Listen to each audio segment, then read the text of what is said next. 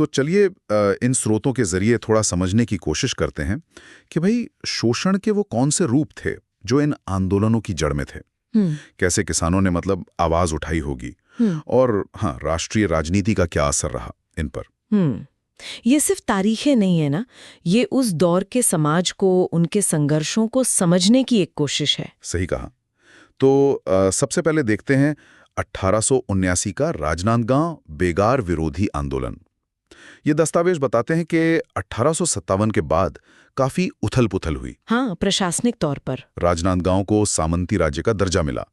फिर 1879 में वहां भयानक अकाल पड़ा। उफ। और इसी दौरान जाहिर है जमींदारों का शोषण बढ़ा।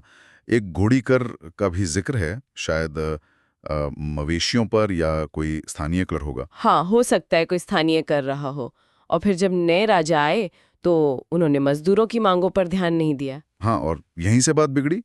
सेवता ठाकुर का नाम आता है, जिनके नेतृत्व में बेगार के खिलाफ यह आंदोलन शुरू हुआ। जी, और इन दस्तावेजों से ये साफ दिखता है कि कैसे मतलब सत्ता में जो बदलाव हो रहे थे, रियासत का बनना, अंग्रेजों का दखल, उसका सीधा असर आम किसान, आम मजदूर पर पड़ रहा था। सही। बेगार मतलब बिना पैसे के जबरदस्ती काम करवाना, ये उस वक्त शोषण का एक बहुत बड़ा, बहुत आम रूप था।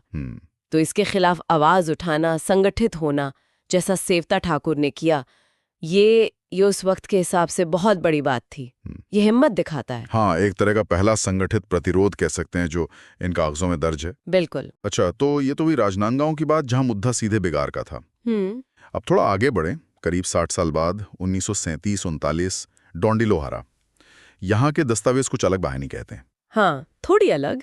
यहाँ भी जमींदारों का शोषण तो है ही, फसल छीन लेना, ज्यादा लगान वसूलना, ये सब बातें हैं। लेकिन जो खास बात है वो ये कि यहाँ हमें नरसिंह प्रसाद अग्रवाल, सरयू प्रसाद अग्रवाल, रत्नाकर झा, इन नेताओं के नाम मिलते हैं। अच्छा। और ये भी जिक्र है कि आंदोलन गांधीवादी तरीकों से चलाने का फैसला हुआ था। शायद वो जो बिहार में स्वामी सहजानंद का किसान आंदोलन चल रहा था, उसका भी कुछ असर रहा हो। हाँ, ये तो बहुत अहम मोड़ है। मतलब राष्ट्रीय राजनीति और विचार अब स्थानीय स्तर पर असर डाल रहे थे। बिल्कुल बिल्कुल।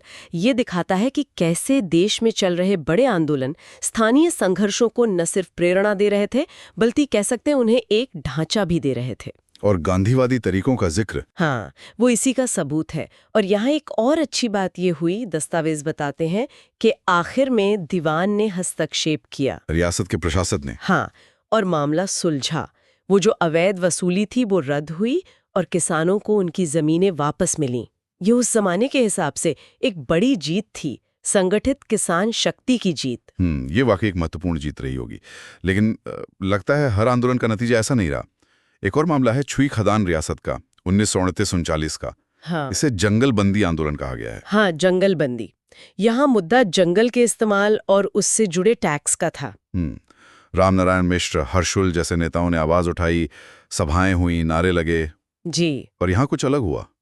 दस्तावेज इशारा करते हैं कि गांधी जी ने इसे मतलब अहिंसा के सिद्धांतों के शायद खिलाफ माना। हाँ, कुछ ऐसा ही लगता है। और फिर रियासत की जो कांग्रेस कमेटी थी, उनकी सलाह पर आंदोलन वापस ले लिया गया। ये थोड़ा चौंकाता है ना। हाँ? मतलब राष्ट्रीय नेतृत्व और स्थानीय मुद्दे। हाँ, ये पहलू सोचने वाला है। ये दिखाता है कि कभी-कभी जो राष्ट्रीय स्तर की विचारधारा होती है और जो जमीनी हकीकत होती है, उसमें एक तरह का तनाव आ जाता था। शायद गांधी जी के जो अहिंसा के सिद्धांत थे, वो जंगल सत्याग्रह जैसे तरीकों से पूरी तरह मेल नहीं खाते थे। ये दिखाता है कि नेतृत्व, बाहरी प्रभाव, आंदोलन की रणनीति, ये सब कितने पेचीदा मामले थे। सही बात है। और जंगल पर अधिकार का ये संघर्ष सिर्फ छुई खदान तक ही नहीं था, है ना? नहीं, बिल्कुल नहीं।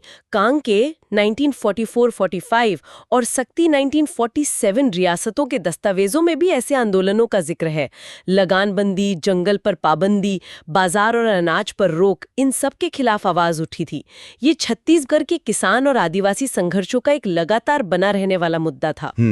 तो कुल मिलाकर अगर इन सभी स्रोतों को एक साथ देखें तो छत्तीसगढ़ के किसान आंदोलनों की एक कह सकते हैं बहुरंगी तस्वीर उभरती है। हाँ, बिल्कुल। कहीं बेगार का विरोध है तो कहीं ज्यादा लगान का, कहीं जंगल जमीन के हक की लड़ाई है। नेतृत्व भी अलग अलग, तरीके भी अलग और नतीजे भी काफी अलग अलग रहे। लेकिन इन सभी अंतरों के बावजूद एक बात इन सभी दस्तावेजों में साफ दिखती है, अन्याय के खिलाफ खड़े होने का साहस।